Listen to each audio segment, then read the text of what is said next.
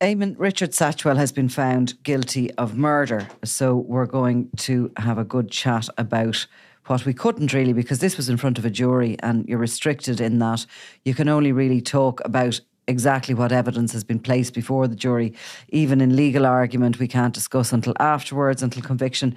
The one thing that always struck me along the way as you were attending the trial and coming back to do the podcast was, like, he was going to be found guilty of something. It was hard to see that a jury could have acquitted him totally. Something being either manslaughter or murder. Did they believe that his scenario, that she attacked him, that she was this sort of domineering force, he was afraid of her, and that they had had a scuffle, and in the course of that scuffle she had died? And we'll come on to the details of that story he told, because there were so many holes in it alone.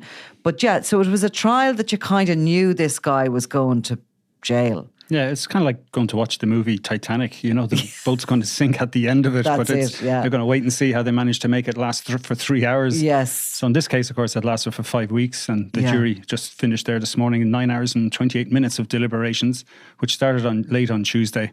And they went through then the week until this morning. So of course we don't know what happened in that jury room. No, and you won't. We don't know. And speculating, like, as you know, is the main pastime of the journalists and people who are there watching the trial. It's torturous. About what you think. But it is like standing outside a pub trying to guess what the conversation is going on inside. It's an absolutely pointless exercise, to be honest. Having said that, there was a lot of evidence, and they were going to have to go back over each little bit of it. And I think also from the jury point of view, it was a little bit complex, the stuff about the self-defence, about the manslaughter, about the murder and all the rest of it.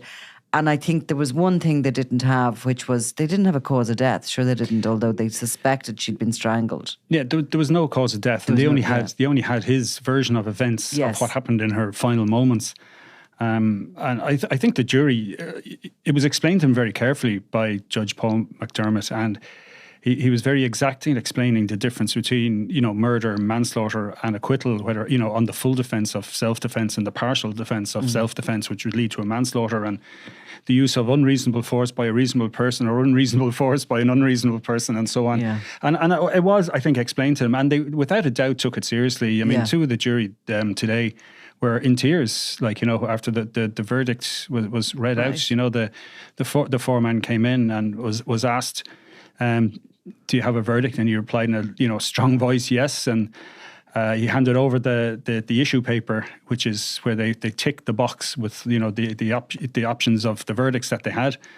And then it was passed on to the judge, and then the court clerk read it out, guilty of murder. And there was relief. I think, that's when you could see some, the toll it had taken on the jurors. But there was also sobbing behind. Members of her family had turned up in force, I think, today. We hadn't seen many of them, I think, we had seen some, obviously, but they seemed, they were there in a show of support, I guess, for each other and of Tina, I suppose, and, because so many things were said about her that we've, that was coming from the mouth of Richard Satchwell, whose, the entire case against him was based on the fact that he was a liar and lied for 6.5 years and was skilled at it. He was a manipulator. He would drop in little details just to make himself look better, little details to make Tina look worse, to try and build up this completely false narrative that she had left him, when all the while he knew well she was dead and buried under the stairs. Yeah, so strange. Do you think then that the tears and that emotion from the jury, did they see a tragedy in the whole thing? Did they feel a little bit of sorry for him? He's not and never has been this big, strong, burly sort of player, is he? He's, you're looking at a guy who is very strange, like, let's be honest. And the relationship was really weird. Yeah, the details that came out, they lived a very isolated existence, and you could sense that there was probably some mental health going on in the background. He claims that he tried to commit suicide at one stage, didn't he? In 1995 or 94, is the way he put it. He wasn't sure what year it was. That he took an overdose after he said Tina had been violent towards him. And this was kind of a story, I think, to build up that there was this doctor who he had told about the violence. This, I think, was a locum who was working for the GP in Fermoy at the time, which, turned out there was no records of the meeting. Now, that didn't disprove anything. So we don't know whether that's true or false. Yeah, and there was a lot of that in this trial. There's stuff that you just don't know whether it was true or not, because it's the only person it's coming from is Richard Satchwell the whole way through. And like, you know, there was something about their existence. You know, they really were isolated. They didn't have a circle of friends. They were living in this house, which was like coming down with clothing and purchased. It was a bit hoardy, the house. And then they had this lifestyle where they obviously went to car boot sales at the weekend. He seemed to get some work, and they obviously didn't have a huge amount of money or income, and they'd go to these car boot sales and try and sell some stuff, and you got a sense that she would be buying more. Every time they got rid of a bit, she'd buy more. There just wasn't a clear picture other than this was a couple living in complete isolation nearly from the world around them. Yeah, and I mean, like she was murdered in March 2017, and they moved to Youghal in May 2016. And that's 43 miles from her hometown, and she doesn't drive, she doesn't work. So she was completely reliant on Richard. And he was talking about, you know, he thought, moving to Youghal would make her happy. You know, it wasn't explained, was there any particular reason why they sold their house that they had acquired in Fermoy? Yeah. Why they sold it and go? Like, we don't know. And they didn't make a load of money, did they? They didn't seem to. There wasn't that much in the difference. It was a couple of €100, and that was established by a forensic accountant, you know, from the Economic Crime Bureau, right, who kind of went through what, you know, accounts that they had, the online Littlewoods account and a bank account, and which basically said they were overdrawn to the hilt the whole time. They had no money, and he seemed to work kind of periodically. Obviously, when, you know, money got to a point where they needed. But he said himself, and he was telling this in the story, that they were so close and that they loved each other so much, he would take her with him when he was working as a driver, even though in one case it got him in trouble with the company because you're not supposed to bring passengers in commercial vehicles. And he was kind of telling this story at one point to the guards as if this was kind of proof of his devotion. And he even used the words, I think, obsessed or besotted, and, you know, like with her. And these were words that were used by other people to describe, you know, the kind of the way he treated her. And like that idea of, you know, him bringing her to work with him beside him, and, you know, will we call ourselves normal people? You know, I suppose a kind of a vaguely normal person would think that is mental. Like, you would not want to be together that much, any couple. It has to be unhealthy. Is he bringing her because he doesn't want to leave her at home on her own at all? He doesn't want to let her out of his sight. Is he the controlling mind in this relationship? And he's the one who's committed the crime. Everybody who gave evidence, like, about having encountered them, like whether it was people from the car boot sale or the medical staff or relatives, said they always came in a pair. Like, they almost never saw one without the other. If they did, it was extremely rare.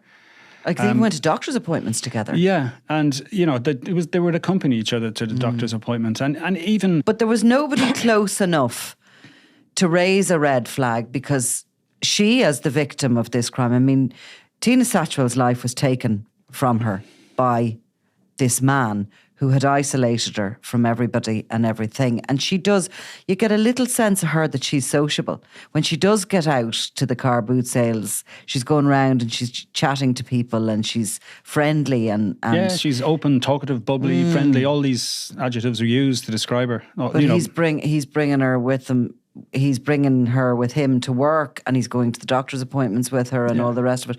I got a sense of it as we were talking, you know, you were waiting for this sort of revelation or for this witness to come to the trial who would give you a little bit of a window into what their life is really like. And we've got to the end of it. Tina is dead, and he's going to jail for life, and we have no idea really what went on behind closed doors, do we? No, we still don't. And like, even now there was, whatever it was, there was 5 or 6 Garda interviews that were played to the jury. Now, apparently there were more Garda interviews than that. But like, it seemed to me a couple of times, like, he would bring up the fact of, you know, controlling, but he'd bring it up to deflect it away from him, saying, you know, I wasn't controlling. I didn't keep her on a dog leash or anything like that. He said, you know, when he was talked about when he would be at the car boot sale and she'd go off around the stalls, as if, you know, he would keep her on a dog leash, you know. So, I mean, even that terminology is a bit strange, I think. It sure is. But like, and the likes of, like, her half sister, Lorraine Howard, did talk about, you know, she was struck. She used the word straight away, described the relationship. She said odd, and then added, you know, possessive and controlling. And it was something that he obviously, obviously he knew that people thought this about it. Like, I mean, the fact that they moved back and forth between the UK and Ireland, you know, they were down in Cork City for a year and a half in the early years. They were living in Glanworth, which is a bit out of Fermoy. Then they were in Fermoy, they were in Cork City. Then they were back in Fermoy again. You know, there was this kind of movement. How long did they ever stay anywhere? It's hard to know. There's gaps because, again, you know, we got snapshots of different parts of their lives. I suppose the relevant parts from the prosecution point of view in what they were putting before the jury. We certainly didn't get the full chronological order of what they did. I mean, we know that, like, in the early years, apart from his, you know, taking an overdose, like, he got into trouble with the law. He used stolen checkbooks or checks to cash in, and again, the kind of, I suppose, the inference that he was trying to put out there, or he was trying to get people to infer from that he was spending all his money on Tina. He was so devoted to her. He was even ending up going to prison for her. But in the meantime, I had a quick search on some of the newspaper archives, and I found that he was also done in 2001 in Fermoy for driving with a fake tax disc, which he'd actually taken from. It came with the garage car, but he obviously doctored it to make it look like his car was fully taxed, and he actually got a 10-day prison sentence for that. Right. And he's also imprisoned for the check fraud as well, which he said himself. And again, in another interview, he mentioned, you know, for some reason, I can't remember the exact reason why he did it, but he mentioned being caught shoplifting in Clonmel and in Cork in 2014 and 2016. So he has a kind of a track record of this kind of petty, dishonest crime as well. And, you know, God knows what he got away with. So I suppose the story kind of broke slowly as such, didn't it? Because he was a while before he reported her missing. When we now know that he was trying to dispose of her body, the murder had taken place in that house in Youghal. But, you know, as the story starts to emerge, she's initially a missing person. And the media obviously have to remain within the laws for what we can publish. But it was undoubtedly clear that you got to look at the husband in this particular case. I mean, the media went down to Youghal and people called to the door, and he invited some people in. He spoke to them. He did numerous media interviews, which actually formed part of the prosecution case. And he was almost this kind of fascinating character because, of course, if you are at home and your spouse goes actually missing, you're going to want to try and do everything you can to find them. So it's always, but at the same time, you know, when somebody goes either missing or is discovered murdered, it's the first person you look at is the husband or perhaps the wife. Yeah. And the point though about the social, or not the social media, the media interviews he did them in June. Now, he didn't actually report her missing till May the 11th, which is 48 days after she died. Oh, right. And that was the official time. Now, in the meantime, like, he'd gone in on the 24th of March into Fermoy Garda Station to say that, you know, his wife had gone and he wasn't too concerned. She'd probably just gone to clear her head. They had a bit of a row. And she's taken all this money, presumably to say, like, so she won't be turning up in any ATM machines where you can find her withdrawing money. So he was kind of very quickly covering his own tracks on his stories. Covering his own tracks, and quite clever. Yeah, it was this constant, very close to the truth, like, you know, there wasn't too many big lies apart from the really obvious one that he killed her and dug a hole and dumped her in it. And then the €26,000 was another kind of big lie. But other than that, he tried to stay as close to the truth as possible. And I think what forced him kind of to do the media interviews, he would have liked everyone just think, oh yeah, she's gone off to England. You know, he's told family, you know, she was violent towards me and her mental health was deteriorating since 2012, and had gotten worse before Christmas when Pearl the parrot died, and the new parrot Valentine wasn't really, you know, helping matters because he wasn't as lovable as the previous parrot. All this was going on. Yeah. But the guards at that stage, they did a follow-up statement, on the 13th and 14th of May. And then I think it was the 7th of June that year, then they decided they were going to search the house because of the issue of violence that he had brought up. Like, you know, to say that he'd been the victim of violence. They thought, right, we're going to go into the house and we're going to search it. And the warrant was on that basis. So they did go in and did a full search as a full divisional team. These were most of these officers who were at it, not all of them, but there was something like 16 officers went in. They did it, you know, by the book. Everything was photographed, and they took away the laptops and some documents, and they used the Blue Star, the chemical that illuminates any blood traces, and found nothing.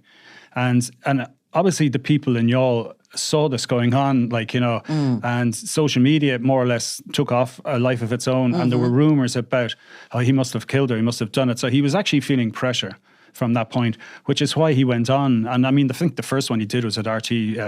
Pascal Sheehy did an interview with him, and again it was kind of tearful. Tina, please come home. It was quite weird though, wasn't it? There was no real warmth there, or. Well, it's hard to, I looked back on the one the Irish Independent did, which was the next one. And I suppose hindsight's a great thing, and you're kind of, you're looking at it and you think, God, you're wondering, there was a couple of twitches, and you kind of thought, if you're a mentalist, like in the TV program, you say, well, there's a tell, he's telling a lie. But I suppose you can't really accuse somebody of doing it. Now, in subsequent media interviews, like on Mark Cagney and sorry, I can't think of his colleague's name, Ciara Doherty, is it? Yes. And they were tougher on him and kind of really pushed him. And Neil Prendeville also on his show kind of really pushed it and saying, are you a suspect? Do you consider yourself a suspect? I mean, they were more or less asking him, did you do it? And so, I mean, when you're explaining, you're losing to some extent. So there was that kind of a build-up. But I suppose things dropped off in terms of the media coverage. Like I was checking as far as I could the records last night, and there was a couple of stories, different relations that come out trying to keep the issue alive that she was missing, but it was a simple missing persons case, one of these many missing women that were never solved, and it was becoming one of those. There was a bit of publicity on the 3rd anniversary. The Gardaí made a new appeal. I mean, apart from there was, I think, a Coast Guard search around Youghal Bay. There was a search at Mitchell's Wood where an anonymous person had said there was someone acting suspicious around the time she went missing.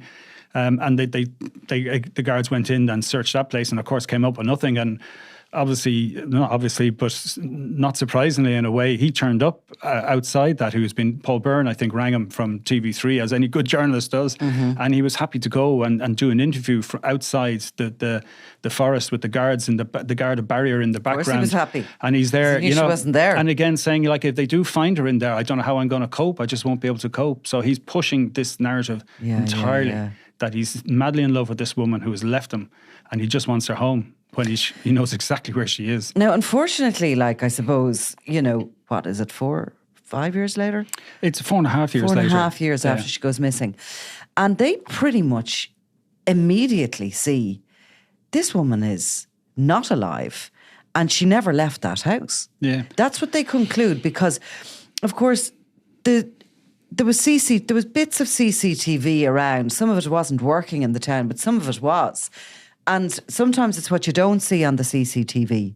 Like, she didn't go past. No woman wheeling a big suitcase was seen, kind of. And Tina Satchwell was quite a distinctive looking woman. She wore colourful clothes. She'd blonde hair. And, somebody wheeling a suitcase like that, somebody would see them surely. And also, where do they go? They have to go right or left when they come out of the front door. And then they have to presumably take some transport if they're, going to England or wherever it is he's claiming she's run off to. So they have to go to a ferry, they have to go to a airport, they have to get on a train to get there, a bus, something. But there was 0 sightings of her outside that house. And also, why would somebody just go to ground like that? Completely and utterly, rather than say, I'm leaving you. Never use an ATM card again. Never make contact with absolutely anybody. Just disappear into thin air. So there was an obviousness really about it when you sat and, considered it. And that's really what that second team who had sort of reviewed the case, they just came to the conclusion that she's in that house. Yeah, I mean, well, it was Detective Inspector Anne-Marie Toomey, who's now a superintendent. She took over. She was. She's a superintendent now, at least. She was appointed senior investigator in August 2021, and then Detective David Keller became the incident room coordinator. And they spent it took a couple of months to actually to review. Well, it wasn't mentioned if he was, and they went through all the material that was on the incident room. And now, but in fairness, like they were bringing fresh eyes to it. And when, like, she was directly asked by Brendan Grehan, who's defence counsel for Satchwell, you know, particularly in regard to the house, he says, well, you know, what do you think, you know, how far would you go in the search? Why didn't it go as far as they did in the second search? And, you know, and she said, well, I can't speak to what the officer in charge was doing then. And that's, look, the people at the time make the call they make. Like, she wasn't going to be drawn into criticising her predecessors. And when she actually went through what they did, you'll see there was actually a huge amount of work done by the investigation team at that stage. So, by the first investigation team? Yeah, well, it wasn't the first. It was really, it wasn't the first. Like, it was the continuous investigation. Because what they came up with was used then. It was built upon. You know, they stood on the shoulders of those who went before them, in a sense, and they went over all the material that was gathered over 4.5 years. So it was a lot. It was rereading all the witness statements, looking for these discrepancies, you know, particularly with Richard Satchwell. They were watching the CCTV again that had been harvested. They were reviewing the details and photos from the search of the house at Grattan Street. As you say, there was inquiries to taxi and bus companies, to ports and airports. And they're also dealing with the international police forces. So they actually created a DNA profile from, I think, hairbrushes that Tina Satchwell had. And then they confirmed it was her DNA on them with a sample from her biological mother, Mary Collins. And this was all uploaded and sent to Interpol. There was 60 to 65 reported sightings that all had to be checked out, and some of them were abroad. So, you know, as well as then, you know, there was the Coast Guard searches, the search at the Wood, and they did review all this. And as you say, they came to the conclusion at that point that she'd died by unlawful means. And that was January 2022, February 22, they kind of came. So that was within 3-4 months. They more or less had kind of, look, there is no sign of her, and nobody disappears off the face of the earth. Wasn't there something that was on the laptops that they had been seized in the very beginning, and it had sort of been sitting there throughout? Yeah, well, it wasn't clear from what was said in court exactly when the laptops were downloaded or what was on them. And again, even with the CCTV that showed that Richard was in the post office, you know, a short time after he basically killed his wife, and that it didn't tally with his first story of going to Dungarvan to get parrot food and coming back to find she was gone. What was he doing in the post office? He was collecting their dole. Like, she was a dependent adult on him, so it was his dole, and she was a dependent adult. And he brought the dogs with him because they were licking her body, as he said at the time, or in the final interview. But the laptop, or the message that you're talking about, it was an email that he was sending to this International Monkey Association. They were trying to adopt 2 monkeys, apparently named Thelma and Terry. The thing about the email... Was it one of those Tina and Richard at gmail.com emails? Or no, all the emails were read out. It was kind of... It was a couple's email? No, it wasn't. No, they had separate emails, the various Gmail accounts. And there was more than one. But on this particular one, anyway, like he was sending, all these messages are going back and forth. And at something like 10:20 on Monday, the 20th, when she died, he was sending this message. But it was about, my wife is going to leave me if we don't get these monkeys. So, you know, it was along these strands. And what he was doing was just trying to put down a digital footprint he know would be found to say, oh, like at 10:20, she was still alive. So, you know, in his head, and then he sent a text to the same Mr. James, you know, a WhatsApp or whatever. He sent a text message from his phone, which was all fully downloaded as well. I know that was in October after it was seized. It was much later when they got his phone. And he was sending the message at the same time as well. So this is all about creating this huge lie that Tina was alive and out there somewhere. Is that so unusual to send a message to a monkey charity saying, my wife's going to leave me? Well, not only that, but it's not even a monkey charity. I mean, he must have suspected at this stage it was a scam. Like, one of the things that they took, as well as the laptops in the 2017 search, were these documents which show that they had transferred money through Western Union and MoneyGram, and it was something like €18,000, 17,000, close to 18,000 euro. It was being sent to them by these people, like through credit union accounts, or it was being delivered to them. We're not sure. And then they were being sent off, and they were trying to help somebody who had mental deficiencies or something, came out in one of the interviews. So they were being scammed, and all these transactions on the wires. left them, according to the forensic accountant, left them out of pocket by about $6,000. So they were being used to basically get scammed for these probably non-existent monkeys, in fairness. And I mean, it was mentioned in, like, both by him in one of the interviews, and Brendan Graham, I think, kind of said, look, it was probably a scam. He said this in court. It's not just me, kind of, but that's the obvious thing that they were after getting hit. So again, this isn't going to make their finances any healthier either. For sure. What about the arrest, and when he is sort of finally, they find the body and they tell him, how was his demeanour? Because we couldn't really properly go into that, because obviously the jury, you couldn't talk about what the jury could see. But there isn't much extra to tell you. He didn't move. Like, he sat in court, like the Rodin's But like on the video, statue. I mean, like, how did his demeanour? Oh, in the video, yeah. Well, the first time he went in, he was arrested at 5 o'clock on 10th of October, 23. Yeah. And that's when D.I. Toomey knocked on the door, identified herself, told them why they were there, that he was going to be arrested for murder. Dave Kelleher stepped forward and did the formal arrest and brought him off to Cove Station. And then the forensic team, the builders that were there, started their work. They put up hoarding. They started looking at the side of the street, and this is probably where the rumours that were coming at the time that the body parts were found in the sewage system or something like that, because they were searching an area outside the house. But that's not true. But you do remember that these were the things that were circulating at the time. And so then it kind of goes into this parallels kind of story. This search is going on and he's being questioned. So kind of the first night and into the next day, the 11th, no remains have been found. Now he's been told that they're going to go through the walls, they're going to dig up his house. And in those words, he's told that. And then on the morning of the 11th, he's actually shown a picture of the cubbyhole where she is buried, because the dog has already kind of indicated a little bit there. It hasn't gone into full indication mode where the dog freezes, but the dog is interested. And it had done that the night before as well. It was kind of going at both ends of the settee, which is up against the brick wall, which, was there under the stairs. And so the settee was gone the next day, and the dog again showed interest. So he's shown this, and he's asked, like, what do you keep in there? And he says bits and pieces, and what's behind that? And, it was a photograph of the cement, and he goes, nothing. So, he's given absolutely every opportunity to put his hands up and sticks to his story. He continues to stick to his story. They have to release him then at, I think it was about 20 to 5 that day. He was coming up to the 24 hours. And it was at about, I think they definitely then knew that they had human remains at about 7 o'clock, a little bit earlier, like just after 5 o'clock. One of the forensic officers, Brian Barry, and the kind of the man in charge of the builders, they were discussing what they were going to do the next day, because they were talking about tearing down the extension Satchwell had built, and they were going to dig up the ground underneath. And the wiring which he had done was dangerous, so they were working out a plan how they're going to do this, and they had strong lights in the room, the ones on stands, the big arc lights, and they could see there was a clear discoloration between the cement floor in the room, which is, it's a 100-year-old house, so it's older cement, even if it's not 100 years old, and the cement under the stairs was a fresher colour.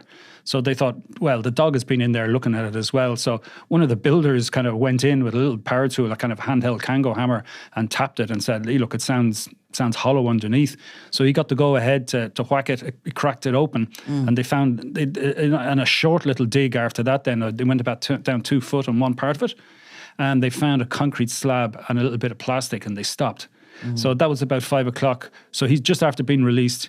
The forensic archaeologist, Niamh McCullough, comes back in then a bit later. She'd been actually at a conference meeting in Cove, and crawls in there and starts excavating more of the soil and sees human fingers. So now the guards know they've found a body. It's obviously going to be Tina Satchwell. So he's been released. He's been given a new mobile phone because they have his.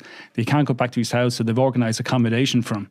So he's obviously that night then, he later says that night he's thinking about, he tells them the next day when he's rearrested for murder, because they're allowed to get a new warrant because of the remains being found, there's new evidence. And he tells them all that night he wrestled, whether he would go in, and he was about to come in.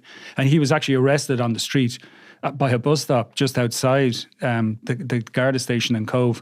Around 12 o'clock, and it's it's kind of not so much the gloves are off this time, but they said he's obviously aware that human remains have been found, and he takes off his glasses. Even before that, all the other interviews, like he's sat kind of, man spreading the legs and the arms folded, and he's confident. And this time his hands are kind of clasped together down to his knees. His arms are straight down. I'm demonstrating for the people on YouTube.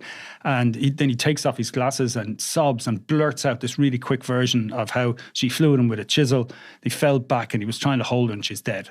Yeah. And, and then... And she had essentially, in his story, sort of very unfortunately lunged at him and fallen. They'd grappled and he'd ended up with the rope of her dressing gown, and she had sort of essentially killed, caused her own death by falling on it. Yeah, while he held it taut. Well, this kind of initial blurted out new narrative for the, completely changed the story, like after 6.5 years. And I think there might have been an element where he thought, right, I'll get it all out quick, and the guards would be great, well done. But they don't. They go back and ask him for more details. A little bit more believable than that, no? Well, he doesn't know. He doesn't know what they're going to find in the body. He doesn't know if, for instance, the hyoid bone has been fractured, or even what a hyoid bone was. Would you not be better off though saying that you'd had a fight and you grappled around, and he didn't mean to, but that she'd not giving any ideas here, but that that's what she had died. That's exactly what he says. Yeah, but the dressing gown rope ending up in his hands and her falling on it is just all a bit. I mean, I just don't know how you could even come up with that. Yeah. And there's something a little bit, well, I mean, he's obviously been convicted of murder, so he is what he is, but there's something sort of disjointed in his actual thinking, or his, he wasn't what am I trying to explain here? Like, he wasn't a genius in all that he did and said. He got away with things, which is worrying. But he didn't have this master plan or... Yeah, and I suppose there was a point made by Geraldine Small, prosecution counsel, where, she said he was brilliant at giving details in this kind of interview with Detective Sergeant David Noonan, very good at giving fantastic detail about the special breakfast that he prepared, because the 20th of March was Florence, her grandmother, who'd brought her up and who she, until she was 12, believed was her mother. And he had done this lovely breakfast with grapes, seedless mandarins and apple and yogurt. And then when he's asked, how far were your hands away from her neck, he couldn't remember. Everything is a blur. And he's asked, why didn't you grab the chisel? I don't know. And he repeats, I don't know. It happened so first. It was all a blur. I don't know why I did that. I was just a blur. I was on automatic. I was a robot. I don't know. And and then he'd go back into detail again, like later in the aftermath. But for the moment of Tina's death, he hasn't told the full truth, because... this is supposed to be an accident, and in his mind, and all this is obviously in his narrative. He's even asked, how do you know she was dead? And, why didn't you call for help? And he talks about panic or shame, and so he's ascribing kind of, his motive, I suppose in hindsight, he's trying to, ascribe himself, why he acted in this way. But it's all self-serving. And she's lying in his narrative again, she's lying on the floor of the sitting room. The dog starts to become interested in her corpse. So he then takes her and puts her in a freezer in the back garden. Yeah, no, which isn't plugged in. Yeah, well, he doesn't do that straight away, right, because he goes off anyway and collects the dole money and drives off to Dungarvan. He's taking the dogs with him, and when he comes back, he's tearful, and he kind of lies against the wall and pulls her body towards him and tries to kind of pull her arm up for a macabre embrace, with his dead wife. But her arm is tangled in a dressing gown, which then he didn't want to leave her, but he's able to reach a little nail scissors that she had left on the armchair or on the settee.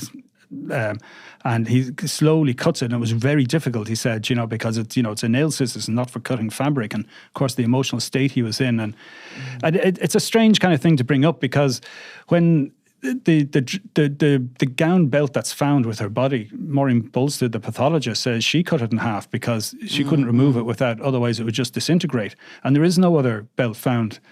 And you know, and who are you going to believe, the pathologist who was doing her cutting in front of her colleagues, or this guy who's been lying through his teeth for 6.5 years? But it's a strange kind of thing to put out. But again, it feeds into this kind of self-serving. I really loved her, and you know, and he's trying to give this idea of, you know, huge remorse that's gone on. He's lying on the floor with her body and trying to hold her tight, and then he puts her in the freezer? Puts her in the freezer on Wednesday, according to him. Right. And then we know on Friday he's looking at quicklime on his video on the laptop, we find, and he says in one of the interviews he didn't even look at the video, and he wasn't even thinking about it, but the evidence was that he looked at it twice. And there's kind of an explosive reaction. This is the video that was actually shown to the jury is going to be on SundayWorld.com, if not already. Okay. So people can have a look at it. And so quicklime is this, it's like a powdery substance like cement or something. And there's a lump of it put into a metal bowl, and water is poured on it, and it reacts furiously. Like, you know, it kind of almost melts the metal bowl to a point. Really? And it's sprinkled, like, you know, it's something from hundreds of years ago. Like, you know, it's sprinkled on corpses to keep down the odour and to aid decomposition. It basically eats away at a body. But obviously he decided that might be the best idea. And where would you get that? Like, I don't know. Yeah. I didn't go to my local hardware store looking for quicklime. Just asking for a friend. Anyway, but he eventually takes her out, and he thinks it was the Sunday the 26th, and you know, and it was bright when he started and dark when he finished, and again this kind of evasive stuff. He goes into a blur again, and he talks about giving her a respectful burial, and how he went out looking for roses on the day, but it was actually Mother's Day, and he could only get tulips, and that, you know, he put her wedding ring in her gown pocket and all this, which wasn't found, by the way. And, you know, the belt that's found on her body is tied around her midriff and up and over her shoulder, close to her neck. And Margaret Bolster's initial reaction when she saw it was, that's for moving a body. Now, this is a small space that, you know, when the forensic archaeologists actually excavated, they had to take away that little red brick wall, and they lay flat underneath, reaching over her body to get the soil on that side as they took it away carefully, layer by layer. Margaret Bolster, and I think it was the anthropologist Lauren Buckley, joined in that search as well. Aidan Hart, Niamh McCullough were the two archaeologists, and but he was doing that with the wall still there. He didn't actually build that wall. And he talked about, like, you know, all his arms and, you know, his hands were scraped and he was bloodied from doing this. And so you mean it was a very difficult place to... He dumped her in a hole is what he did. Yeah. And he's talking about essentially giving you know, giving her a respectful dignified burial. Like, it's this sort of picture is being painted there of, she was very young when she got together with him. And, you know, the idea that she's a dependent adult, he has her money, she doesn't drive, he moves her from place to place, he's with her all the time, even in the doctors, should she, you know, presumably try and speak to somebody about what's going on. It's scary, isn't it, that was going on, and that he managed to keep everybody away, and we will never know what happened in that relationship or what happened to her. What we do know is he ultimately murdered her and, you know, lived in that house with her body decomposing under the stairs. So he, you know, in death, he even possessed her. He also mentioned how he would open the door and talk to her, and he'd talk about the kind of the motorway sculptures that he'd seen when he'd be out doing the driving job. He's like something off a horror movie, isn't he? It's a little bit, yeah. And at one time he actually crawled in on one of these occasions when he was talking to her. Like, you know, no. Like, how long was she dead? Well, I didn't get the date, but, you know, this is after she's dead anyway. But she's dead like a year, and she's cemented over, and she's in the grave, and it's during this time, like, you know, in this 6.5 year period, like, he talks to her. You know, leaves the cubbyhole open and has a chat. And again, that's coming from him. And God that's knows coming from really him. what happened or what he did, or he may not have at all. Like, you know, I mean, we actually don't know. You never got a sense of him in the courtroom at all. Like, a sense that he didn't look up, he didn't engage, he doesn't make eye contact. I had one brief interaction with him when we went down and he sort of ran away, which is the reaction of many men. But no, he don't have to bring your personal life into this, Nicola. But anyway, no, he did. He did a runner. Like, he was obviously finished with doing the media interviews, or certainly didn't want to talk to me. He didn't like the print media. No. Because he felt that, that you'd be able to write about his demeanour and all the rest. And he was better able to control an interview where it was just him speaking. And he said as much. And he goes, the press are mentally incapable of printing the truth. Mentally incapable? Mentally incapable was one of the phrases he used. And he talked about like... a lot of people would agree with him on that. Yeah, but like, in a way, not I'm saying you can see his point. Like, but for instance, like, when he denied, say, he denied anything, his wife was still alive and he denied, causing any harm. And, and then there's a newspaper article saying he denies killing his wife. He's upset because, we're cherry picking kind of most obvious thing out of the interview and using it. So he refused early on. I mean, one of my print colleagues who's down that neck of the woods was saying he very quickly fell out with some of the regional journalists down there because he knew well that he wasn't going to get it all his own way. They weren't going to use him as a PR firm to put out his totally bogus story. And did anybody who did interview him and on camera even or whatever find a charm in him? Was there ever a sense of that at all? Not from anyone I've spoken to. No. Like our colleague Alan Sherry did an interview. And I do remember him coming back with no doubt that he was a suspect. That's very much. Yeah. Like based on just meeting him, which you can't print at the time. Yeah. No, look, he's a peculiar one, and I suppose from it there's no evidence that there was anyone else in their world. So, a huge tragedy for Tina Satchwell and her family that she was the focus of him all those years, and that she ended up being murdered by him. But he doesn't seem to be. Or there's no suggestion there was ever another relationship or... No, these are things that were introduced by him. Like he was saying, some people were saying that, she was run off with a Polish man, but I know she didn't. This is the way he'd put it. So he'd put something out there and then say, well, that's not true. But in the meantime, put it out there. Here's another thing that might have happened. But I don't think she ever did that. That's she didn't. I'd say to be honest. But even in one of the interviews, I'd say she didn't have a chance to run away with anybody. Sure, he obviously never let her. Well, Lorraine Harrod, her half sister, said that she confided in one day that like there's no hiding from him. Like she really, and like again, that was said in court, and there wasn't a whole lot of context with it. It's very hard to get a picture because nearly everything we hear about Tina is from Satchwell. Certainly anything up to date. Like her half sister, said in court that she hadn't spoken to her in 15 years before her death, and even like her cousin that she was quite close to, and obviously in phone contact as well. The last time she saw her was in December of 2016. And she's dead on the 20th of March. But they haven't seen each other in 3 months. Part of that, of course, being because Tina can't drive and doesn't seem to have anyone's phone numbers. She doesn't have anyone's phone numbers. But this is again according to Richard.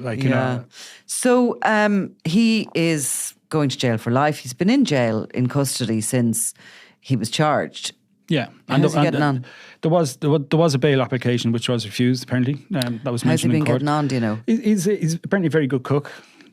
He's got a job in the kitchen, was popular. I think he's even supplied some of the staff with meals at times. Okay. Like he was initially... He's doing his porridge. Okay. He was initially in an isolation area. He was in with some high-profile prisoners and who were in isolation. And then, like, he wouldn't be obviously in contact with them. The whole point of being in isolation. But then he's in general population and there's no bother. He's just another prisoner, is the way it was put to me. Like there's no great... You probably don't know this, but I wonder, has he social abilities? Is he able to make friends? Is he... I have to say, I don't know. Yeah. I mean, on the basis of, what I've seen and heard in court, I'm sorry he'll get away with it. I mean, he is... Like, when you see him in the interaction with some of the Garda interviewers, he's well able to talk, he's well able to distract, he's well able to kind of, as, Geraldine Small put it, he's able to manipulate people. Like, he does do it at a level. Like, I suppose in hindsight, like the likes of us, we're whatever, 20 plus years talking to people, interviewing people, and you get a sense when somebody is veering off on a completely wrong track, or they're going to throw you a completely bum steer. It's got nothing to do with what you're after. Avoidance, and he does that. Yeah, it's deflection and all of that, deflection, evasion, outright lies, all of that. Yeah. And some of it's to curry favour and to make you feel more empathetic towards him. And that's going to work for him, I think, to some people. It could also work against them at some point. And he has this sort of for what he is, which is a controlling killer, you know, and obviously a very evil guy, he has this look that doesn't fit that. He looks sort of vulnerable and a little bit tragic, doesn't he? Yeah, no, without a doubt, yeah. I mean... So that's on the outside, but inside, he clearly has those skill sets you're talking about, that avoidance, the ability to lie, the ability to create scenarios. And some people, you know, they don't go to college to learn it. You know, some people come to them naturally, unfortunately, you know. And you know, and again, don't forget, 28 years or whatever it was, they met, and when she was 17 and a half, I think they met in... He remembers the date exactly, 3rd of March, I think it is. Hang on, I'll have it here. Because he first met her when she moved to England with Florence and one of her uncles. And it was 3rd of March 1989. She moved into a house beside his brother's house, and he turned to his brother and said, "I'm going to marry that girl." And in one of the interviews, then he says, it was love at first sight for him, but not for her. But then she fell in love with his personality. So he put it. I'd say he bullied her into it.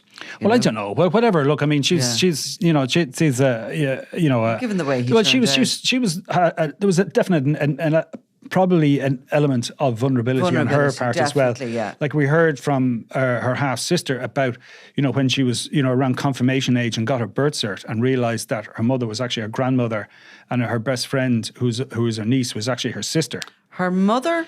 So she was her grandmother. Her grandmother was her mother. No, hang on. She felt that she was given away by her mother, who was also Lorraine Howard's mother. Okay. And she was living with her grandmother, Florence, and Florence had brought her up as if she was her child. But she was her granny. But she was actually her granny. And she resented, you know, Lorraine Howard because of this, according to Elaine, that they used to have screaming matches then, and the relationship would be on and off. But they were best friends, and they spent a lot of time together.